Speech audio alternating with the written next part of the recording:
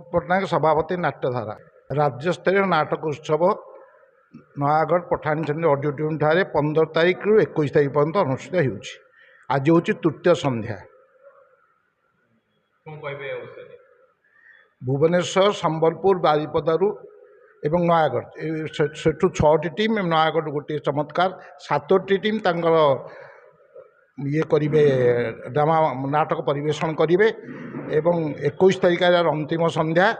प्रत्येक वर्ष भली 6ठ वार्षिक ये राज्यस्तरीय नाटक उत्सव आम 6 वर्ष आरंभ करूँ। गोटे वर्ष मध्य व्यतिक्रमित करोना जो कर सप्तम वर्ष होता आम या सरकारी साहाय्य किसी ना तथापि आम नयागढ़ सांस्कृतिक वातावरण को उज्जीवित रखापी नयागढ़ लोक मानू मंच मुखी करने नाटक मुखी करने यही भाया प्रयास जारी रखीचु।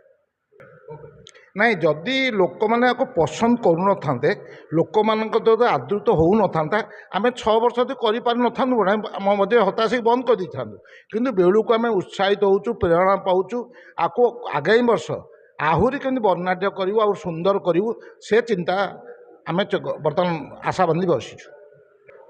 नहीं या साधारण मनीषर दैनंदिन जीवन जहाँ घटुची तार प्रतिफलन नाटक जिते सीरियल जिते लोक सीरियल देखु को नाटक वास्तव धर्मी जो वार्ता नाटक जो वास्तव जो प्रदर्शन ताको आप सीरियल पाइबे ना। दिन से यही भुवनेश्वर कही कुहुड़ी एक वृद्धाश्रम उपर ये जो कहती घर घर का कहानी प्रत्येक घरे जो भाई भाई बुढ़ा बुढ़ी बाप माँ अलड़ा अखोजा अदरकारी ठीक अंत अविकल ढंग से कुहुड़ी नाटकटी एक वृद्धाश्रम नाम है कुहुड़ी जमी आम नयागढ़ आम समर्पण करमी वृद्धाश्रम ना से कुहुड़ी इतना बाप केमती आसिक रही वृद्धाश्रम में बाप पुओ बोहूँ अत्याचारित हुई एवं नातुणी खोजी नातुणी से एकाठी कर जेजे फेरी आसी वृद्धाश्रम घर को ये नातुणीर बाप माँ प्रश्न जे तुम्हें तुम बुढ़ा बुढ़ी काले तुमको किए रख तुम्हें कौ वृद्धाश्रम को जीव।